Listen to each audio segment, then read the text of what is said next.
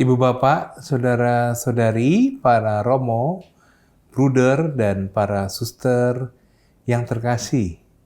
Berjumpa lagi dengan program Api Karunia Tuhan, Perjanjian Lama khususnya episode ketiga Kitab Mazmur.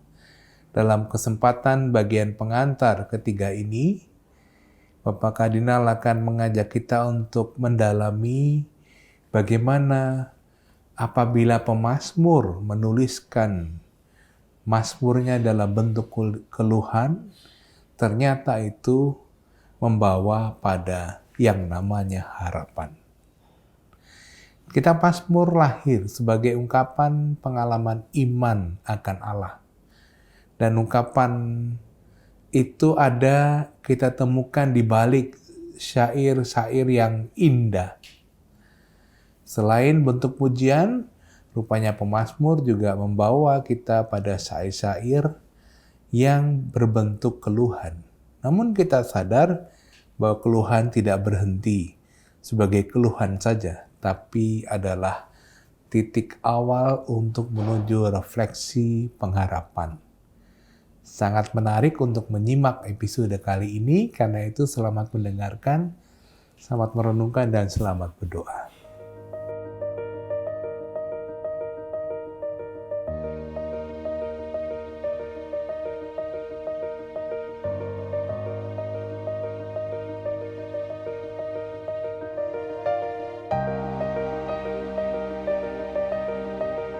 Saudari-saudaraku yang terkasih, kita masih terus dalam pembicaraan percakapan mengenai Mazmur. Prinsip yang harus selalu kita ingat ialah bahwa kitab suci itu ungkapan, pengalaman, relasi orang beriman manusia dengan Allah. Termasuk di dalamnya Mazmur. Hanya bentuk ungkapannya yang khas di dalam kitab Mazmur itu, yaitu lagu-lagu lirik dari berbagai macam kumpulan. Nah, di balik Mazmur-Mazmur itu, kita berjumpa dengan Allah yang diimani oleh umat Israel, umat Allah Perjanjian Lama, sebagai Allah yang menebus, Allah yang memberikan tanah terjanji kepada mereka, kemudian Allah pencipta, dan Allah penyelenggara. Itulah pengalaman mereka. Nah, ketika berrelasi, berhubungan, atau tanda petik berbakti kepada Allah yang seperti itu, reaksi yang muncul di dalam diri orang beriman, pertama-tama adalah memuji Allah, kagum akan karya-karya Allah. Kita sudah bicara sampai di situ, dan reaksi yang kedua adalah mengeluh. Seorang pendoa Mazmur mengeluh. Karena apa? Karena realitas kenyataan hidup mereka, entah hidup bangsa mereka, itu tidak sesuai dengan yang mereka harapkan ketika mereka merasa Allah itu penyelenggara hidup mereka. Masa Allah menyelenggarakan hidup kami, kok nasib kami seperti itu? Reaksi spontan terhadap realitas itu adalah mengeluh atau mengajukan permohonan. Tetapi perlu dipertimbangkan, perlu diperhatikan, bahwa keluhan seperti itu, kalau seorang pendoa Mazmur mengeluh, itu bukan karena mereka tidak tahu terima kasih, apalagi mereka itu manja. Tidak. Ketika keadaan seperti itu, mereka tetap saja percaya kepada Allah. Itu sikap dasar mereka, percaya kepada Allah, penebus, penderma, pencipta, penyelenggara. Tetapi kepercayaan itu goncang. Goncang tidak sama dengan hilang. Goncang karena realitas yang mereka bayangkan tidak sesuai. Oleh karena itu, di dalam keadaan seperti itu, mereka mengajukan tanda petik sesambat itu apa ya? Mengeluh kepada Allah. Dalam arti mengeluh sambil tetap percaya kepada Allah yang mereka imani itu. Nah, keluhan itu bisa bersifat pribadi.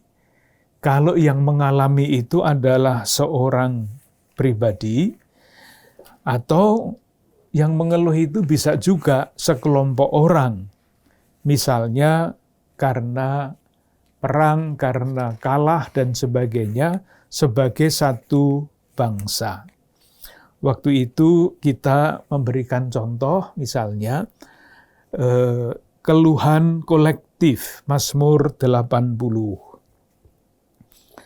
Keluhan itu sangat jelas, bahwa ciri keluhan itu kolektif sangat jelas pada kata kami yang digunakan di dalam Mazmur itu. Kita lihat ayat 5 yang paling jelas. Tuhan Allah semesta alam, berapa lama lagi murkamu menyala sekalipun umatmu berdoa. Umat, jadi sangat jelas keluhan itu adalah keluhan umat, bukan keluhan pribadi. Sementara yang keluhan pribadi, waktu itu kita ambil contoh Mazmur 22 yang sangat terkenal itu. Mazmur 22 ayat 1, Allahku, Allahku, mengapa engkau meninggalkan aku? Kata ganti orang pertama tunggal. Kita sampai di situ. Sekarang kita akan mencoba melihat salah satu contoh yang lebih lengkap tentang Mazmur keluhan ini. Dan yang akan kita lihat sebagai contoh adalah Mazmur 77. Kita coba lihat, strukturnya kurang lebih sama, yaitu yang pertama, keadaan sulit, nanti akan kita lihat ayat demi ayat, tetapi strukturnya Mazmur keluhan seperti ini.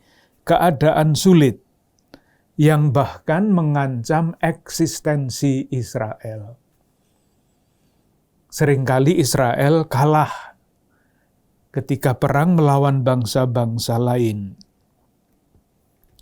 Seperti tadi sudah dikatakan, ketika eksistensi sebagai bangsa itu berada atau dipertaruhkan, maka mereka imannya goncang, merasa doanya tidak didengarkan oleh Tuhan. Dan kemudian pengalaman yang tidak bagus itu ditempatkan di dalam konteks kepercayaan mereka, yaitu Allah penebus, Allah penderma, Allah pencipta, Allah penyelenggara. Kita coba lihat ayat demi ayat, supaya nanti menjadi semakin jelas. Tidak bisa lain kecuali kita membaca Mazmur itu. Kita baca ayat 2 sampai 4. Mungkin baik kalau ada keterangan sedikit mengenai judulnya. Pada ayat 1, untuk pemimpin biduan menurut Yedutun. Ini nama-nama aneh. Mazmur Asaf.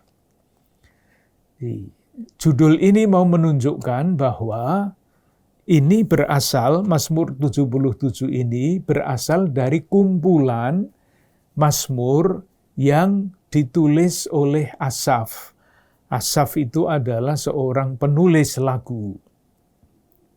Sementara untuk pemimpin biduan menurut Yedutun, Yedutun itu adalah pengarang lagu juga.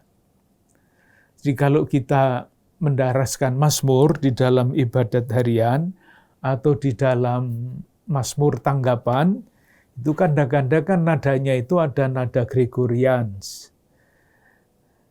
Ada nada latar belakang Jawa gending. ada latar belakang umum Indonesia. Nah itu sama.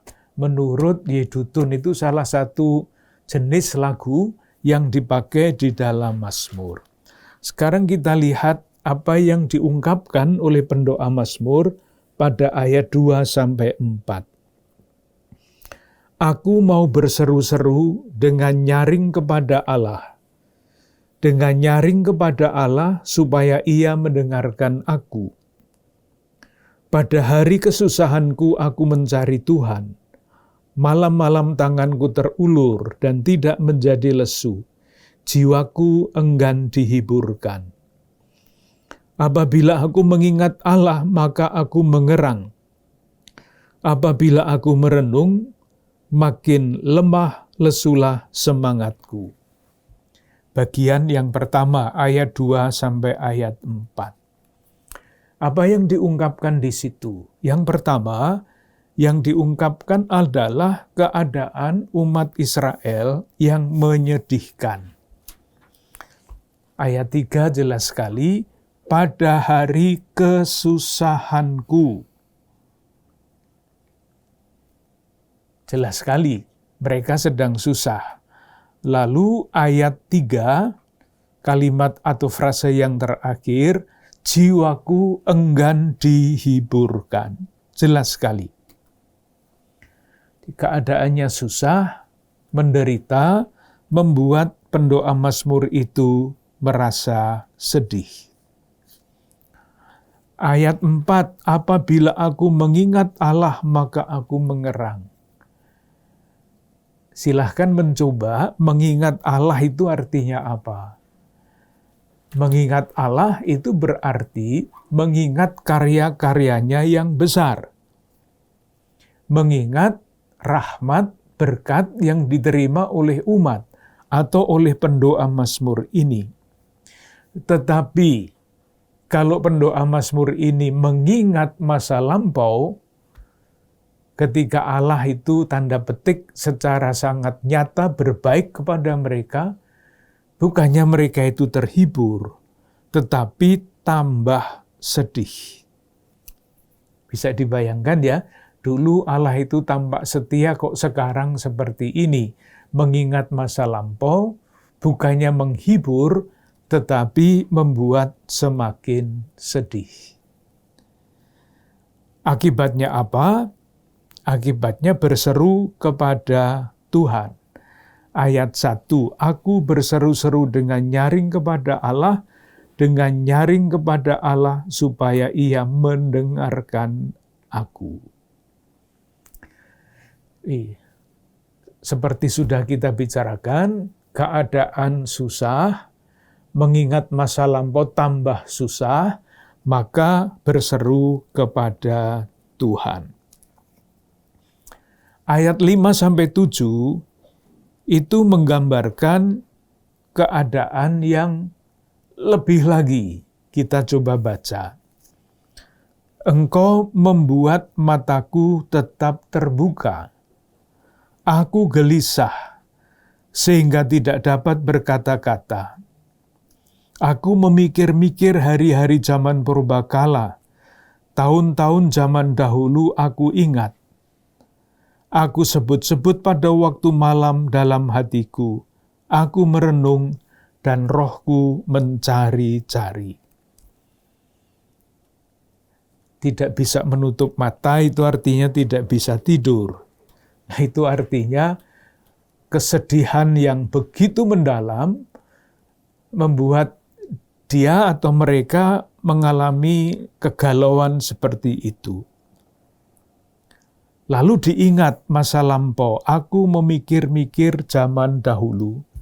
Zaman dulu, tetapi sekarang yang zaman dulu bagus, itu tidak ada.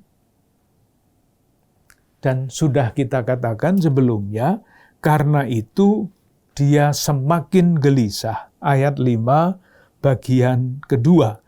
Aku gelisah sehingga tidak dapat berkata-kata. Dalam keadaan seperti itu, apa yang dilakukan? Ayat 6. aku memikir-mikir. Kemudian ayat 7, aku sebut-sebut pada waktu malam dalam hatiku, aku merenung dan rohku mencari-cari. Dalam keadaan bingung seperti itu, keadaan susah seperti itu, pendoa Mazmur tidak tinggal diam, tidak langsung merasa putus asa, tetapi dikatakan dengan sangat jelas, sangat eksplisit pada ayat 7 frase kedua. Aku merenung, rohku mencari-cari. Mencarinya dapat apa enggak? Rupa-rupanya tidak dapat. Maka ayat 8 sampai dengan ayat 11 boleh dikatakan pendoa Mazmur itu meledak, mengungkapkan perasaan hatinya yang kecewa, yang goncang, dan sebagainya. Kita coba lihat ayat 8. Untuk selamanyakah Tuhan menolak dan tidak kembali bermurah hati lagi? Itu ungkapan yang sudah klimaks. Untuk selamanyakah Tuhan menolak dan tidak kembali bermurah hati lagi? Ayat 9, sudah lenyapkah untuk seterusnya kasih setianya? Telah berakhirkah janji itu berlaku turun-temurun? Sudah lupakah Allah menaruh kasihan? Atau ditutupnyakah rahmat-Nya karena murkanya? Maka kataku, inilah yang menikam hatiku, bahwa tangan kanan yang maha tinggi berubah. Inilah isi pokok dari Mazmur keluhan itu. Kata-katanya itu, kalau memperhatikan ya, kita coba lihat ayat 8. Tidak kembali bermurah hati. Murah hati itu kan watak Allah, sikap Allah terhadap umat-Nya. Ayat 9, sudah lenyapkah untuk seterusnya kasih setianya? Murah hati, kasih setianya. Ayat 9b, telah berakhirkah janji? Ayat 10, sudah lupakah Allah menaruh kasihan? Ayat 10b, ditutupnyalah rahmat-Nya kepada kita. Jadi pengalaman yang semula dilandaskan kasih karunia, rahmat, janji yang baik buahnya, sekarang itu disebut lagi, nama itu, kata itu, tetapi dalam arti yang negatif. Tidak ada lagi, semuanya itu sudah dilupakan oleh Allah. Dan puncak dari ledakan emosi itu ada pada ayat 11.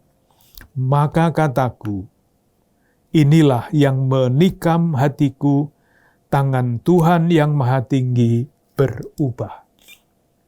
Sudah, itu adalah dasar atau jurang yang paling dasar dari kekecewaan, dari keluhan pendoa Mazmur ini. Sekali lagi, inti dari Mazmur keluhan ada pada ayat 8 sampai 11. Yang dulu adalah sumber kegembiraan, sekarang sudah tidak ada lagi. Sudah habis-habisan, katakanlah begitu. Ayat 12 sampai 21. Meskipun demikian, pendoa Mazmur ini tidak berhenti pada ayat 11. Kalau berhenti pada ayat 11, lalu ya selesai sudah. Merasa ditinggalkan oleh Allah, ya sudah lupa kepada Allah. Mazmurnya masih berlanjut dari ayat 12 sampai ayat 21. Apa yang dikatakan di sana? Intinya ditunjukkan dulu.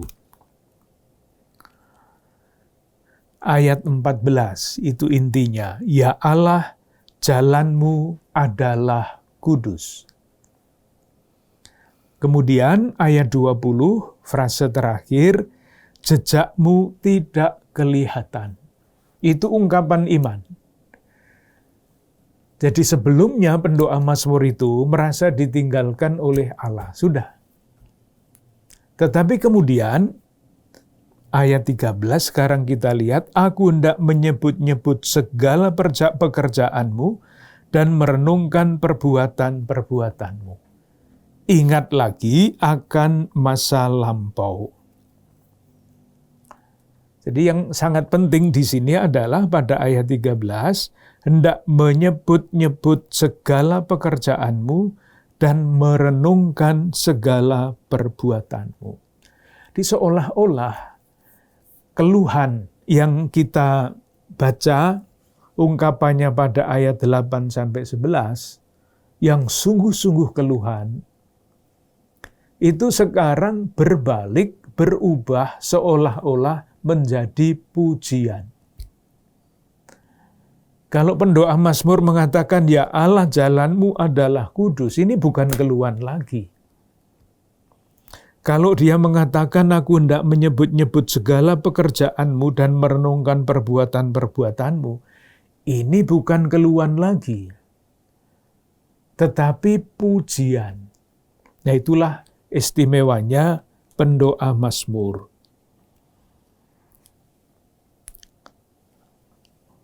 Tadi sudah disebutkan, renungan itu mencapai puncaknya pada ayat 14. Jalanmu adalah kudus, jejakmu tidak kelihatan. Jadi moga-moga yang mau saya sampaikan bisa menjadi jelas. Tadi itu pada bagian pertama sebelum ayat 12, itu seolah-olah bagi pendoa Mazmur sudah sangat jelas bahwa Allah itu sudah lupa akan aku, akan umatnya. Sudah, selesai. Bagi dia jelas, Allah lupa, Allah melupakan. Kemudian sesudah, mungkin bahasa kita muntah ya, jadi emosinya itu sudah meledak, sudah ditumpahkan semua. Seperti kalau orang sakit perut, kalau sudah muntah, itu jadi ringan. Demikian juga pendoa Mazmur yang bebannya begitu berat ketika sudah muntah dalam arti kiasan, hidupnya menjadi ringan. Keluhannya berubah sekali lagi menjadi pujian. Jalanmu adalah kudus, jejakmu tidak kelihatan. Intinya, pendoa Mazmur ingin mengatakan, saya ternyata tidak tahu Tuhan, bahwa jalanmu itu tidak bisa ditentukan oleh manusia, tidak bisa ditangkap oleh pikiran manusia. Jalanmu kudus. Yakin bahwa pengalaman sakit, pengalaman susah, itu dalam rencana Tuhan ada maksudnya. Itu intinya. Kita baca ayat 13. Aku hendak menyebut-nyebut segala pekerjaanmu dan merenungkan perbuatan-perbuatanmu. Ya Allah, jalanmu adalah kudus. Allah manakah yang begitu besar seperti Allah kami? Jelas ini pujian. Engkaulah Allah yang melakukan keajaiban. Engkau telah menyatakan kuasamu di antara bangsa-bangsa. Dengan lenganmu engkau telah menebus umatmu, Bani Yakub dan Bani Yusuf. Air telah melihat engkau ya Allah, air telah melihat engkau lalu menjadi gentar. Bahkan samudra raya bergetar. Kalau membaca ini, pasti teringat akan penyeberangan Laut Mati. Air telah melihat engkau lalu menjadi gentar. Airnya membelah. Ayat 18, awan-awan mencurahkan air, awan gemawan bergemuruh, bahkan anak-anak panahmu berterbangan. Deru gunturmu menggelinding, kilat-kilat menerangi dunia, bumi gemetar dan bergoncang. melalui laut jalanmu dan lorongmu melalui muka air yang luas. Ini jelas penyeberangan laut mati, tetapi jejakmu tidak kelihatan. Engkau telah menuntun umatmu seperti kawanan domba dengan perantaraan Musa dan Harun. Pendoa menjadi tenang, dari muntah lalu memuji Allah. Hidupnya tenang kembali. Karena apa? Karena mengingat, merenungkan, mendaftar perbuatan-perbuatan Allah di zaman lampau. Itu contoh Mazmur keluhan yang di tengah jalan berubah menjadi Mazmur pujian. Intinya adalah ayat 14, jalanmu adalah kudus. Ayat 20, jejakmu tidak kelihatan. Kalau dibahasakan dengan bahasa biasa, ini kan bahasa lirik lagu jadinya indah. Kalau dibahasakan dengan bahasa biasa, Tuhan, aku tidak tahu jalan-jalanmu, meskipun aku sekarang menderita, aku yakin bahwa jalanmu yang kau sediakan bagiku yang sedang susah ini adalah kudus. Membawa orang pendoa Mazmur ini untuk semakin dekat dengan Tuhan. Itu contoh Mazmur keluhan. Nanti akan masih kita lihat contoh-contohnya lebih rinci. Untuk mengakhiri pengantar, jadi kita semua masih ada di pengantar ini, kita lihat yang terakhir, butir pengantar yang terakhir adalah sejarah kitab Mazmur, sejarahnya. Pendek saja karena praktis sudah pernah kita bicarakan. Kembali lagi jurus dasarnya.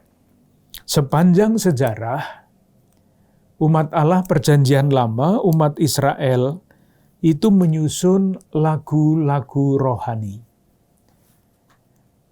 Tidak usah berpikir terlalu susah. Sekarang pun banyak orang menyusun lirik-lirik lagu rohani. Karena apa? Jawabannya ya sama, sebagai reaksi spontan atas karya Allah. Ketika melihat Allah berkarya, menciptakan, menyelenggarakan, orang bersyukur. Misalnya, reaksi terhadap karya Allah dalam bentuk lirik lagu rohani. Pengalaman yang paling pokok, pengalaman yang paling dasar adalah pembebasan umat Allah dari perbudakan di tanah Mesir. Itu intinya. Nah, sekarang mengenai Mazmur. Yang dikenal sekarang ini dalam kitab Mazmur ada jumlahnya 150. Ada lebih banyak yang tidak terdapat di dalam kitab Mazmur. Artinya tidak termasuk di dalam kitab suci. Bisa dicari. Dan ada sebagian yang tersebar di dalam kitab Perjanjian Lama maupun Perjanjian Baru. Jadi yang namanya lagu pujian itu bisa dikelompokkan menjadi 3. 1, yang terdapat di dalam kitab Mazmur 150, yang tersebar di dalam Perjanjian Lama dan Perjanjian Baru, sudah pernah kita bicarakan, dan ada yang tersebar yang tidak termasuk di dalam kitab Mazmur ini.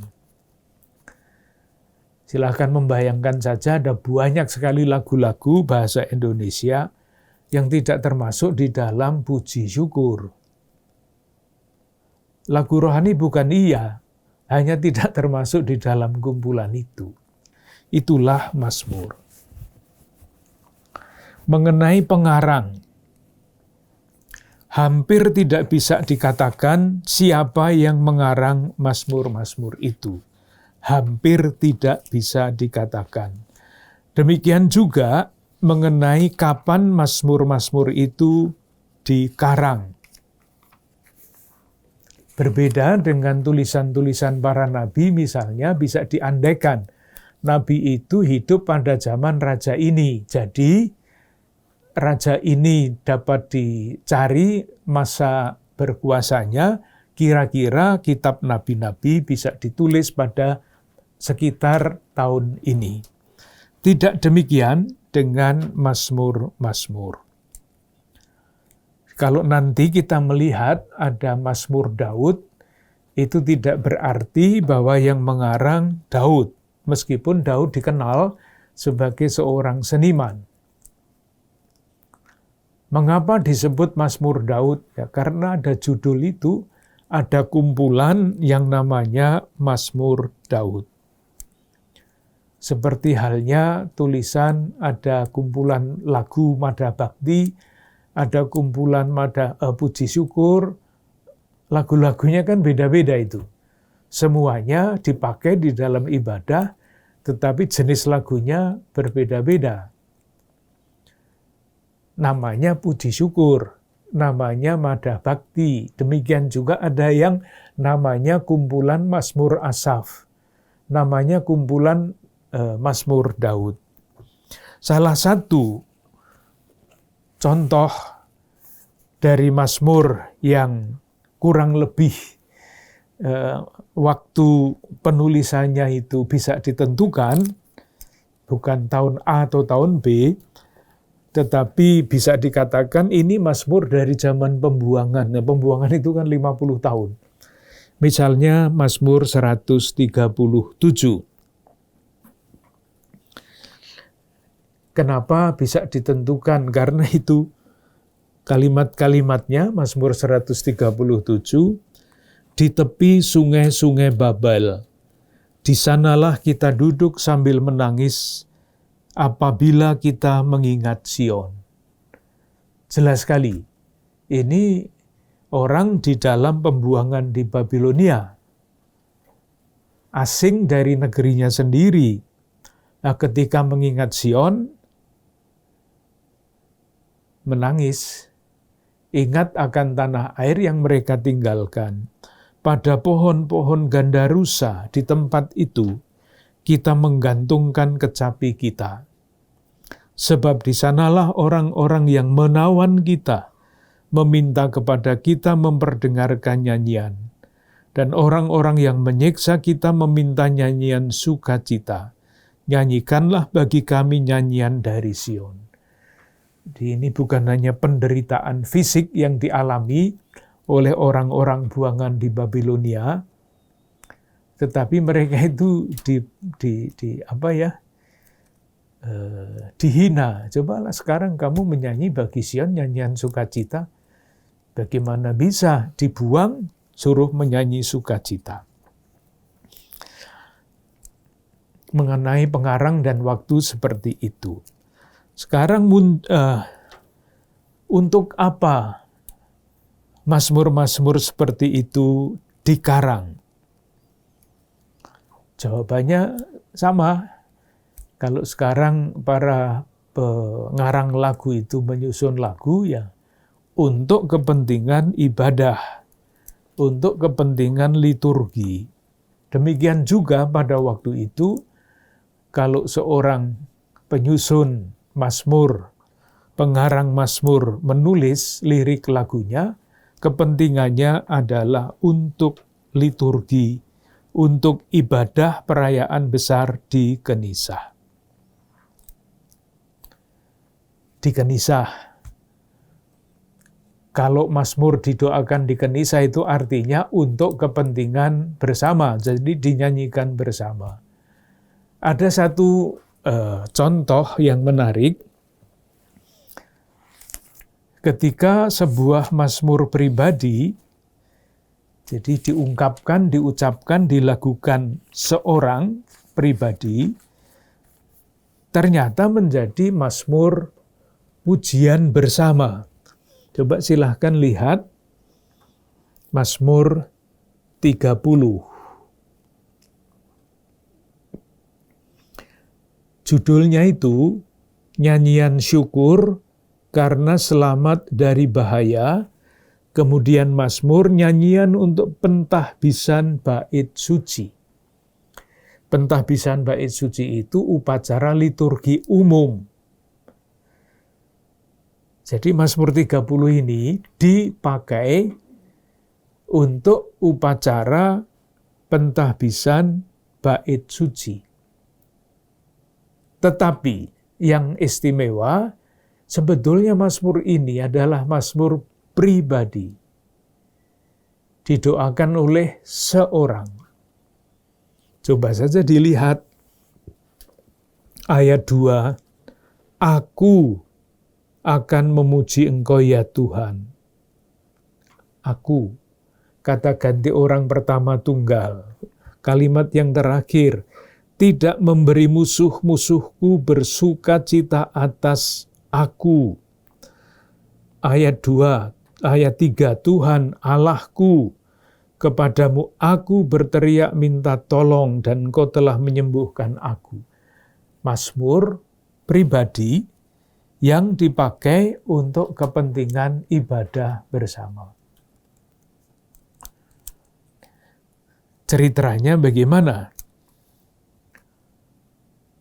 Jadi datanya dari Mazmur itu adalah Mazmur pribadi. Bagaimana Mazmur pribadi dipakai untuk ibadah bersama? Jawabannya kira-kira begini. Itu latar belakang sejarah. Kapan mulai ini dipakai di dalam ibadah bersama itu? Sejak tahun sekitar 164 sebelum Masehi. Sangat tua. Ceritanya bagaimana? Kita ingat sejarah. Waktu kita berbicara mengenai perjanjian lama, ada sejarah. Bait suci dinajiskan oleh raja yang namanya Antiochus Epiphanes. Itu tahun 168 sebelum Masehi. Antiochus Epiphanes ini adalah raja di wilayah Syria, penguasa Yunani, yang menyerang Palestina, merebut bait suci, merebut Yerusalem, merebut bait suci, dan masuk ke dalam bait suci. Itu artinya dinajiskan. Tetapi kemudian pada tahun 164 sebelum Masehi, bait suci direbut kembali oleh orang-orang Yahudi. Nah, ketika direbut kembali, diadakanlah upacara menyucikan kembali bait suci. Nah, mungkin karena lagu itu begitu indah, maka meskipun yang beribadah itu umat, jemaat, tetapi Mazmur pribadi ini digunakan. Yang menghubungkan apa? Yang memungkinkan Mazmur pribadi dipakai untuk kepentingan bersama itu apa? Pengalamannya sejajar. Pribadi yang berdoa Mazmur ini dilepaskan dari bahaya yang sangat besar. Mungkin dari sakit parah atau kesusahan lain. Itu ketika menjadi mazmur pribadi, sebagai mazmur pribadi. Ketika menjadi mazmur untuk banyak orang di dalam ibadat kenisah, pengalamannya sejajar. Pribadi pendoa mazmur dibebaskan dari kesusahan pribadi. Umat Allah perjanjian lama juga dibebaskan dari segala macam penistaan, penodaan agama itu oleh Tuhan. Oleh karena itu, pengalaman yang serupa dibebaskan dari bahaya yang sangat besar, demikian juga pendoa mazmur orang-orang Israel itu dibebaskan dari penindasan merebut kembali bait suci, dipulihkan, maka Mazmur pribadi itu digunakan dalam rangka syukur atas pentahbisan kembali bait suci. Jadi intinya Mazmur itu konteks lahirnya adalah dalam perayaan ibadah. Yang berikutnya kita lihat judul-judul saja ya. Ada sekian banyak Mazmur, tadi sudah kita lihat. Tetapi yang dipilih khususnya di dalam kitab ini hanya 150. Kriterianya memilih itu apa? Apa yang termasuk dalam kitab suci? Kenapa yang lain tidak termasuk di dalam kitab suci? Jawabannya kira-kira begini. Yang pertama, Mazmur-mazmur diseleksi. Kriteria pertama adalah mazmur yang dapat digunakan untuk ibadah bersama. Itu yang pertama. Yang kedua adalah mazmur yang isinya sesuai dengan pengalaman umat Allah perjanjian lama. Yang sesuai. Demikian juga kalau Mazmur ada buku ada lagu-lagu yang tidak termasuk di dalam nyanyian liturgi itu kan ada kriterianya ya. Yang sesuai dengan ungkapan iman. Lalu yang ketiga tentu susah untuk kita rasakan di dalam terjemahan, tetapi yang sastranya indah. Bukan yang sembarangan dikarang tanpa rasa seni, enggak. Jadi satu, untuk ibadah, dua, ungkapan iman yang benar, tiga, yang keindahan sastranya memenuhi syarat. Ada beberapa koleksi, silakan lihat judul dari Mazmur 73. Mazmur Asaf 74, nyanyian pengajaran Asaf. Nomor 75, Mazmur Asaf. Jadi Mazmur 73 sampai 83, ini jelas semuanya ada kata Asaf, Asaf, Asaf. Ini pasti kumpulan dari orang yang bernama Asaf itu. Kumpulan kecil-kecil. Sekarang silahkan lihat judul Mazmur 120. Mazmur 120. Judulnya adalah Nyanyian Ziarah. 121, Nyanyian Ziarah. 122, Nyanyian Ziarah Daud. 123, Nyanyian Ziarah. Itu terus sampai Mazmur 134, Nyanyian Ziarah. Sesudah itu kata ziarah sudah tidak ada. Di sekurang-kurangnya kita mengenal ada dua kumpulan, kumpulan Mazmur Asaf dan Mazmur Ziarah. Kalau kita lihat ya, Mazmur 120, Mazmur 120, Nyanyian Ziarah. 122, itu jelas sekali dari ayat 2, ayat 1. Aku bersukacita ketika dikatakan orang kepadaku, mari kita pergi ke rumah Tuhan. Sekarang kami berdiri, kaki kami berdiri di pintu gerbangmu, hai Yerusalem. Orang yang mau berziarah ke Yerusalem menyanyikan mazmur ini. Sama kalau ketika kita ingin berziarah ke tempat ziarah Bunda Maria, yang dinyanyikan ya lagu-lagu Bunda Maria, bukan lagu-lagu yang lain. Mazmur ziarah. Ada lagi, ini agak tidak gampang, tetapi disebut saja Mazmur 93. Mazmur 93.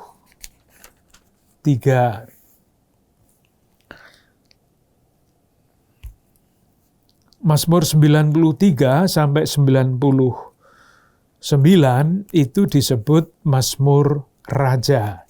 93 itu Tuhan Raja yang kekal. Ayat 97, Mazmur 97, Tuhan adalah Raja. Mazmur 99, Tuhan Raja yang kudus. Jadi ada kumpulan-kumpulan seperti itu. Catatan yang terakhir sebelum kita pindah ke topik yang lain. Karena berasal dari kumpulan-kumpulan yang seperti itu, ingat zaman waktu itu belum ada mesin cetak, jadi yang namanya salah tulis itu gampang terjadi. Nah, salah satu yang rupa-rupanya sampai sekarang akibatnya masih kita lihat adalah salah penulisan nomor Mazmur. Begini, kita sudah bicara mengenai teks kitab suci Perjanjian Lama ya, termasuk Mazmur.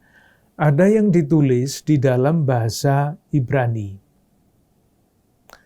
Kemudian teks yang berbahasa Ibrani ini diterjemahkan ke dalam bahasa Yunani, namanya Septuaginta. Ada terjemahan bahasa Latin yang tidak menggunakan teks Ibrani, tetapi menggunakan teks bahasa Yunani. Nah, rupa-rupanya ketika menerjemahkan dari bahasa Ibrani ke bahasa Yunani, ada salah tulis di dalam nomor Mazmur. Sehingga kalau kita membaca Mazmur, menurut ini, kitab suci Ibrani, dan membaca Mazmur yang berbahasa Yunani dan diterjemahkan ke bahasa Latin, itu kadang-kadang ada beberapa yang nomornya berbeda. Ibadat harian yang didoakan oleh para klerus dan oleh biarawan-biarawati itu mengikuti terjemahan Yunani yang sama dengan terjemahan bahasa Latin. Sehingga kalau kita membaca ibadat harian, seringkali ada misalnya nomor begini, 123 kurung 124. Itu artinya apa? Artinya 123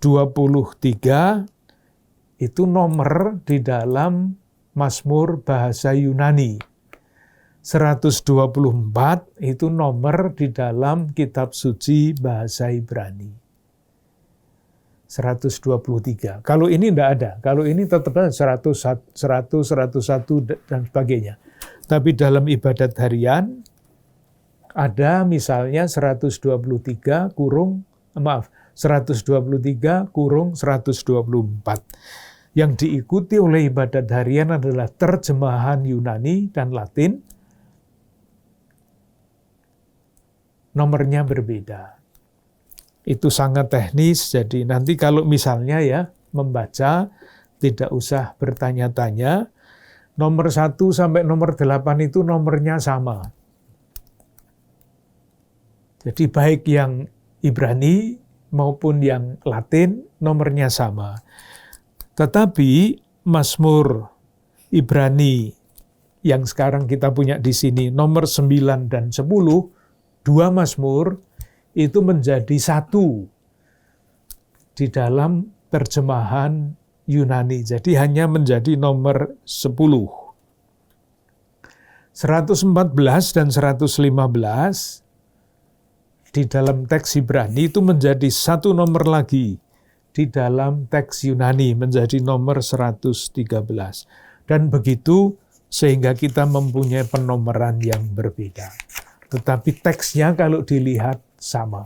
Terjemahannya ya tentu berbeda karena itu terjemahan di dalam bahasa yang lain. Dengan demikian kita selesai dengan pengantar umum kitab Mazmur. Sekarang kita lanjut dengan langkah berikutnya. Kebanyakan dari pembicaraan kita itu mengulang. Moga-moga tidak terlalu membosankan, tetapi sebaliknya semakin mudah bagi kita untuk memahami Mazmur. Tadi sudah kita bicarakan bahwa reaksi terhadap Allah, pencipta, penyelenggara, dan sebagainya itu adalah pujian. Kita akan mendalami yang disebut Mazmur pujian.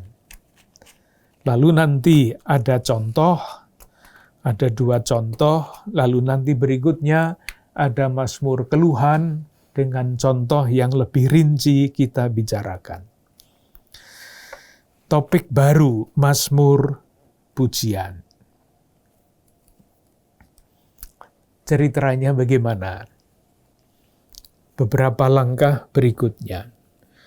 Yang pertama, sudah kita bicarakan bahwa Mazmur pujian itu berasal dari lingkungan ibadah.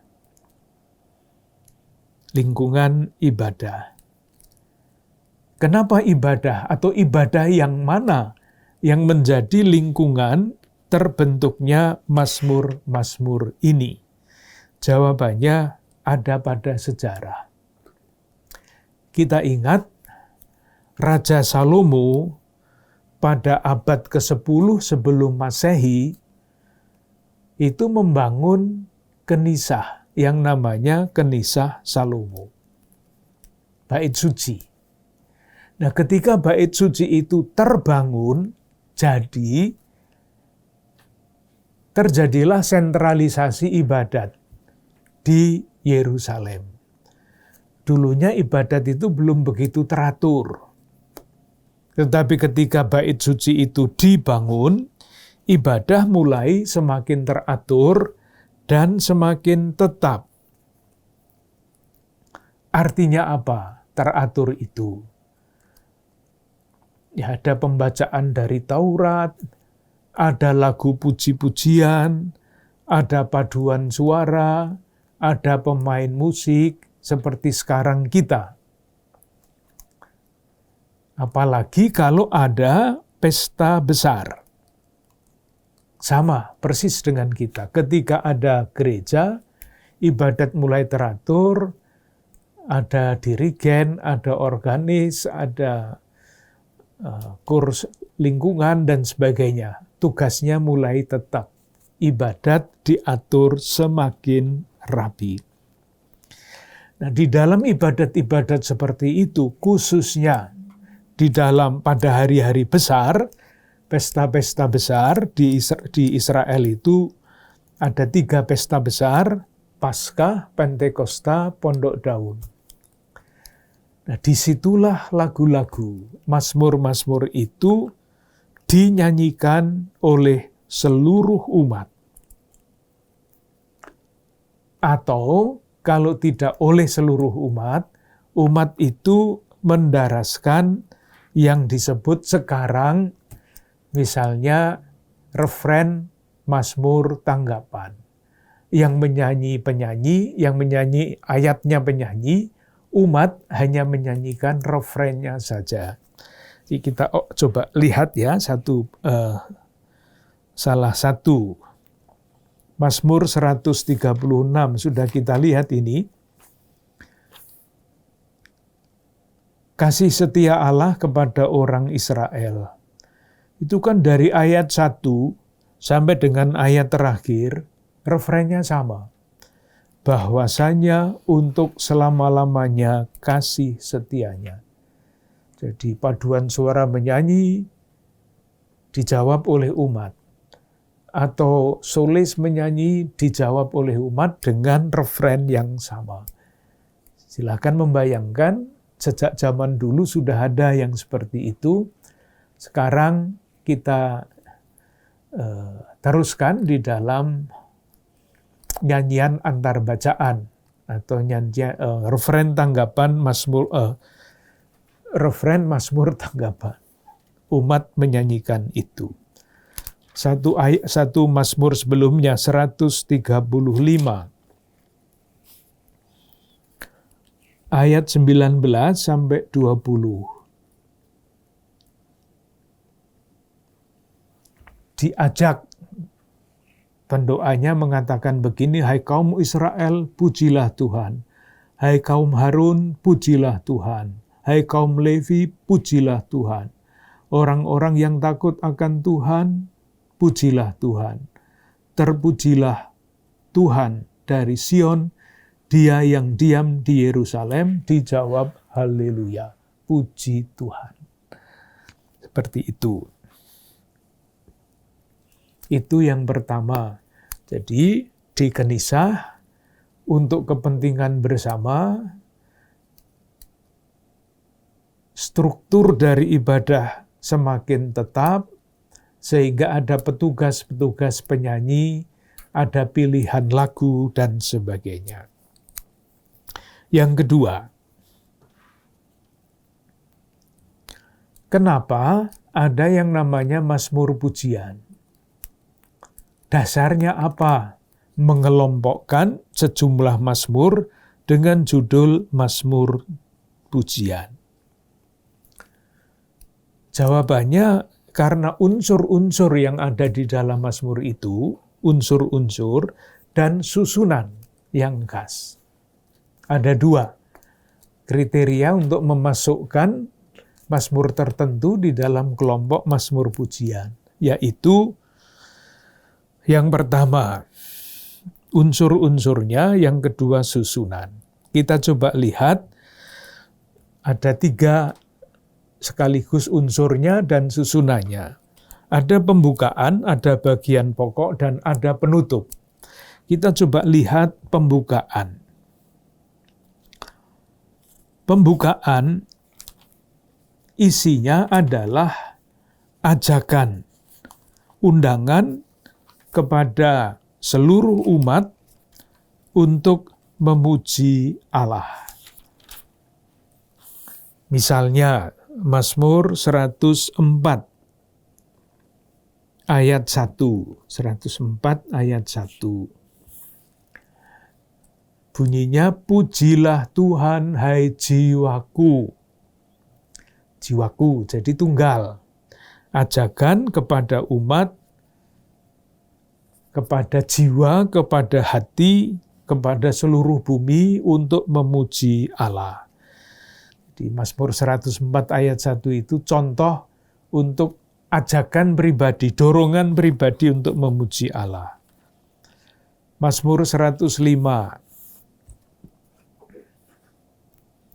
Siapa yang diajak memuji Tuhan?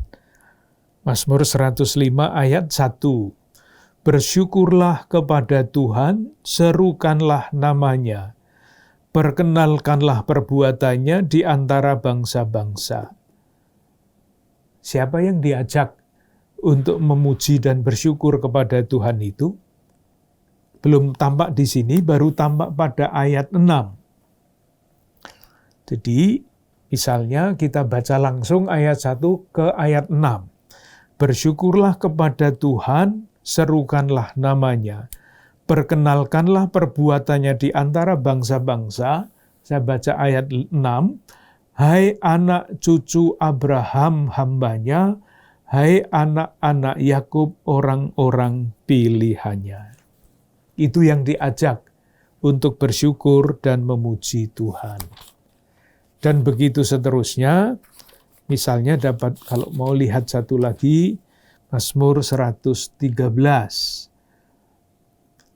Ini umum. Haleluya, pujilah hai hamba-hamba Tuhan, pujilah nama Tuhan. Tadi yang pertama itu aku, jiwaku. Yang kedua, anak-anak, cucu Yakub dan sebagainya. Ini hamba-hamba Tuhan. Bagian pokok isinya adalah ajakan untuk memuji Tuhan. Maaf, bagian pembukaan. Bagian pokok. Bagian pokok ini ditandai dengan 2 kata penghubung biasanya. Salah satu dari 2. yaitu sebab, atau kata penghubung yang kedua, yang. Kita coba lihat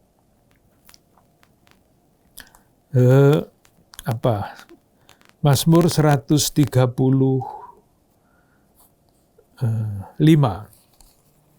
135 ayat 1 dan seterusnya, pujilah nama Tuhan, hamba-hamba Tuhan. Lalu ayat berapa? Ayat 4. Sebab Tuhan telah memilih Yakub baginya. Jadi memuji Tuhan, diajaklah umat untuk memuji Tuhan, lalu diberi alasannya, sebab.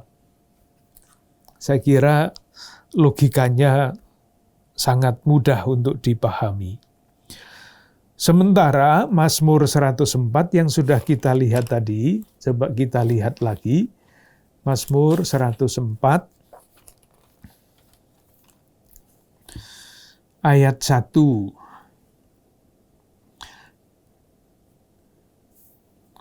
Pujilah Tuhan, hai jiwaku, engkau yang berpakaian keagungan dan semarak, yang. Ayat 2, yang berselimutkan terang. Ayat 3, yang mendirikan kamar-kamar. Ayat 4, yang membuat angin sebagai suruhannya. Ayat 5, yang telah mendasarkan bumi di atas tumpuannya. Itu berarti kalau sudah mulai dengan kata sebab, kita masuk bagian pokok Mazmur pujian. Atau kalimat, frase yang mulai dengan yang, sesudah ajakan yang, itu artinya kita masuk di dalam bagian pokok. Kemudian ditutup. Ditutup dengan apa? Ya dengan pujian, ajakan untuk pujian. Yang paling gampang itu Mazmur 104 ayat 35.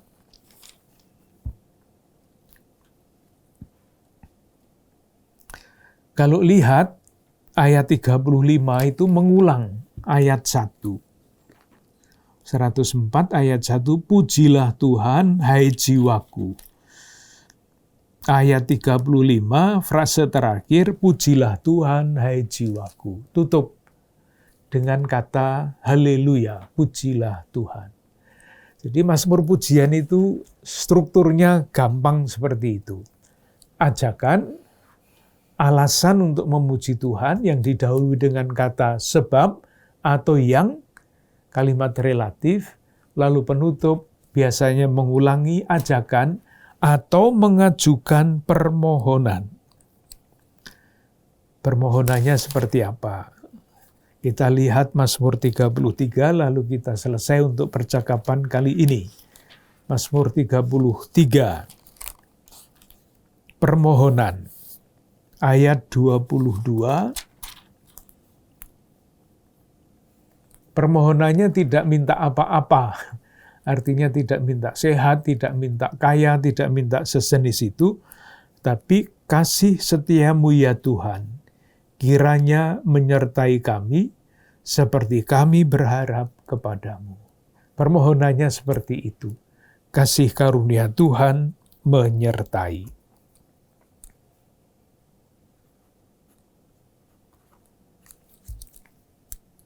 Kita lanjutkan percakapan berikutnya. Terima kasih.